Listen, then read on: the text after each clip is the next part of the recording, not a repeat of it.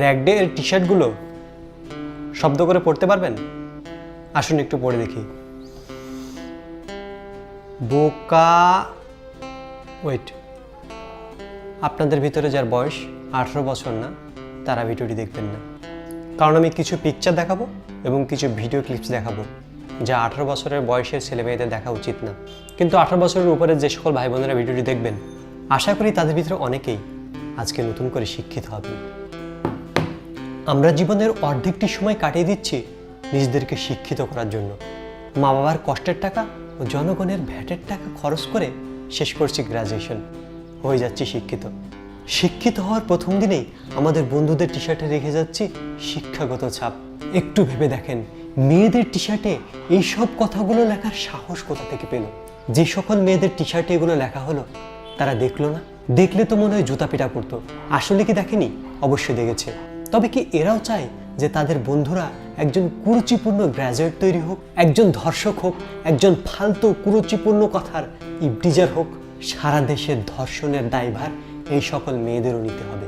হ্যাঁ, র‍্যাগ ডেতে আনন্দ হতেই পারে, কিন্তু সেগুলো কেন রুচিশীলতার ভিতর হবে না? সেগুলো কেন সৃজনশীলতার ভিতর হবে না? এমন হতে পারে না যে আজকে শিক্ষিত হলাম, চলেন ভালো কিছু করি, যে সবাই মিলে একটু বৃদ্ধাশ্রমে যাই, বৃদ্ধাদের বলি আপনি মাথায় হাত দিয়ে দোয়া করে দেন যেন আমি আমার বাবা মাদের ভালো করে রাখতে পারি, আমি যেন আমার বাবা মাদের বৃদ্ধাশ্রমে না পাঠাই, শিক্ষিতর মতো জীবনযাপন করতে পারি। কেন এমন হতে পারে না যে আজকে আমি সুবিধাবঞ্চিত শিশুদের অ আ ক খ শেখাবো এবং তাদের বলবো আমাদের টি শার্টে অ আ ক খ এগুলো লিখে দাও? এমন হতে পারে না? কিংবা এমন হতে পারে না এই আবেগঘন বিদায়ের দিনে বন্ধুরা তাদের কষ্টের কথা, স্মৃতির কথা, সুন্দর সুন্দর কথা তাদের টি শার্টে লিখবে?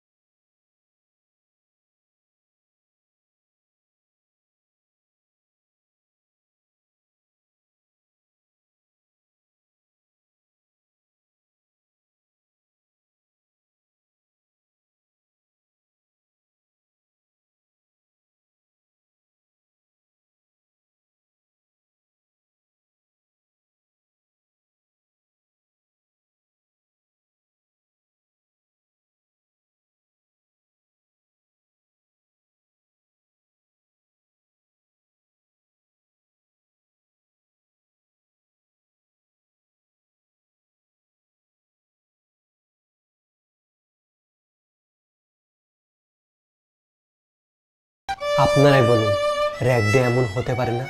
র‍্যাগ ডে হচ্ছে আবেগের দিন, বন্ধুদের হারানোর দিন, ইমোশনের দিন, শিক্ষিত হয়ে দেশ, পরিবার, সমাজের দায়িত্ব নেওয়ার দিন, প্রিয় শিক্ষাঙ্গন, প্রিয় বন্ধুদের আর দেখতে না পাওয়ার দিন।